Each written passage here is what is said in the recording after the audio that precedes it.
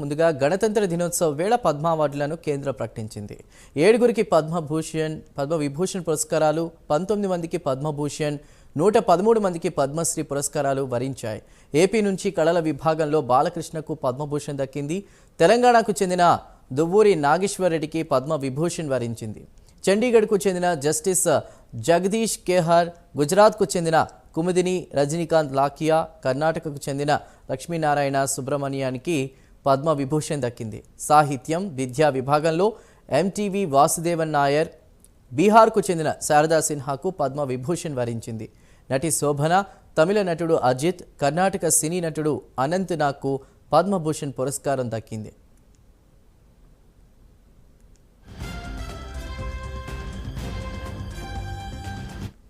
నటుడిగా, రాజకీయ నేతగా, బసవతారకం క్యాన్సర్ ఆసుపత్రి చైర్మన్గా బాలకృష్ణ వ్యవహరిస్తున్నారు.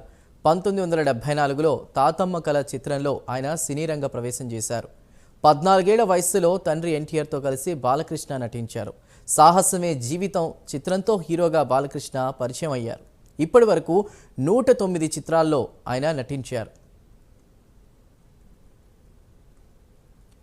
వాటిగా పద్మభూషణ్, పద్మవిభూషణ్ పురస్కారాలు ప్రస్తుతం ఇవ్వడం జరిగింది కేంద్రం. దీనిపై మరిన్ని అప్డేట్స్ ని మా నేషనల్ బ్యూరో చీఫ్ కళా అందిస్తారు. కళా, చెప్పండి.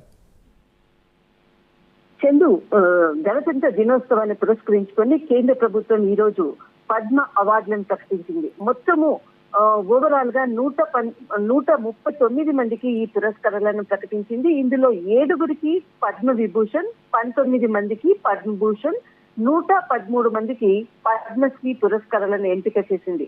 అయితే ఇక్కడ మనకు ఏదైతే పద్మ విభూషణ్ కి సంబంధించినటువంటి అవార్డు మాత్రం ఇక్కడ మనకు తెలుగు వాళ్లకు రావడం అన్నది ఇక్కడ చాలా ముఖ్యమైనటువంటి అంశము. ముఖ్యంగా మనకు తెలుగు వాళ్లకు సంబంధించినటువంటిది పద్మ అవార్డులు కూడా, తర్వాత పద్మ విభూషణ్, తర్వాత పద్మశ్రీ అవార్డుల్లో తెలుగు వారు ఈసారి చాలా మంది అవార్డు లభించింది. పద్మ విభూషణ్ కి మొట్టమొదట మనకు దువ్వూరు నాగేశ్వర్ రెడ్డి వైద్య రంగంలో విశేష సేవలు అందించినందుకు ఈ అవార్డు ప్రకటించడం జరిగింది.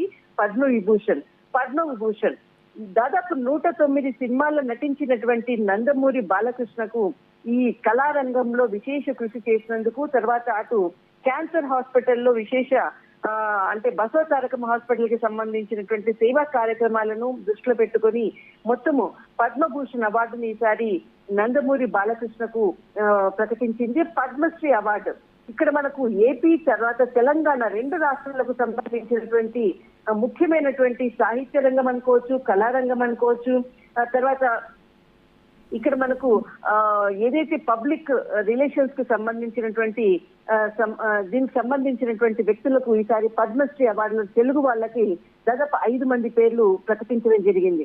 కేఎల్ కృష్ణ విద్య సాహిత్యంలో ఏపీకి చెందినటువంటి సాహిత్యవేత్త, ఈయనకు పద్మశ్రీ అవార్డును ప్రకటించింది. తర్వాత మాడుగుల నాగపల్లి శర్మ గారు, ఈయన కళారంగం నుంచి ఆంధ్రప్రదేశ్ నుంచి ఈయనకు ఈ అవార్డును ప్రకటించారు. మందకృష్ణ మాధవ్ దాదాపు మనకు కొన్ని నెలలుగా నుంచి కూడా అటు ప్రధాని నరేంద్ర మోడీ గారు కూడా స్వయంగా ఆయనని అభిమానించి తర్వాత దగ్గరికి తీసుకుని హైదరాబాద్ లో ఒక భారీ బహిరంగ సభలో కూడా ఆయనని ప్రశంసించినటువంటి వ్యక్తి మందకృష్ణ మాధవ్. ఆయనకు తెలంగాణ నుంచి కూడా ఈ పద్మశ్రీ అవార్డు లభించింది. మిరియాల అప్పారావు కళారంగం, ఏపీకి చెందినటువంటి మిరియాల అప్పారావు కళారంగంలో విశేష సేవలు అందించినందుకు పద్మశ్రీ అవార్డును ప్రకటించారు. తర్వాత మనకు మరొక సాహిత్యవేత్త డి రాఘవేంద్రాచార్య పంచముఖి సాహిత్యము విద్యలో విశేష కృషి చేసినందుకు, విశేష సేవలు అందించినందుకు ఆంధ్రప్రదేశ్ నుంచి పద్మశ్రీ అవార్డులను ప్రకటించింది. మొత్తం మీద ఈసారి మన తెలుగు రాష్ట్రాలకు సంబంధించినటువంటి ముఖ్యమైనటువంటి కృషి చేసినటువంటి విద్యావేత్త, సాహిత్యవేత్త, కళారంగంలో మాత్రం సేవలు అందించినందుకు పద్మవిభూషణ్, పద్మభూషణ్, పద్మశ్రీ అవార్డులను కేంద్ర ప్రభుత్వము కొద్దిసేపటి క్రితమే ప్రకటించింది. అయితే ముఖ్యంగా ఇక్కడ మనకు ఈ 139 మంది ఏదైతే కేంద్ర ప్రభుత్వం ప్రకటించిందో అందులో దాదాపు మనకు 19 మంది పద్మ భూషణ్ అవార్డులు అందుకున్నటువంటి వాళ్ళు ఉన్నారు. అయితే ఇక్కడ మనకు మొత్తము ఇక్కడ పద్మభూషణ్ అవార్డుకి ఎంపిక చేసినటువంటి వాళ్ళు 19 మంది ఉన్నారు. అయితే ఇక్కడ మహిళలకు సంబంధించినటువంటి అంటే ఏదైతే 139 మందిలో 23 మంది మహిళలకు ఈసారి మనకు పద్మ పురస్కారాలు లభించింది. అయితే ఇక్కడ బాలకృష్ణకు సంబంధించినటువంటిది ఎప్పుడైతే అవార్డు ప్రకటించారో ముఖ్యంగా మనకు కొద్ది సేపటి క్రితమే జూనియర్ ఎన్టీఆర్ ఒక ఎక్స్ వేదిక కూడా ట్వీట్ చేయడం జరిగింది. అసలు పద్మభూషణ్ పురస్కారానికి లభించడంపై ఎన్టీఆర్ ఎక్స్ వేదికగా మాత్రము కంగ్రాట్స్ బాలాబాబాయ్ అంటూ ఎక్స్ వేదికగా కూడా ఆయన సినీ పరిశ్రమకు ప్రజాసేవకు మీరు చేసిన అసమానమైన సేవలకు ఈ గుర్తింపు లభించిందంటూ తారక్ తన ఎక్స్ లో పోస్ట్ చేయడం జరిగింది. అయితే మొత్తం మీద మాత్రము తెలుగు రాష్ట్రాలకు సంబంధించినటువంటి అటు కళారంగము, సాహిత్య రంగము,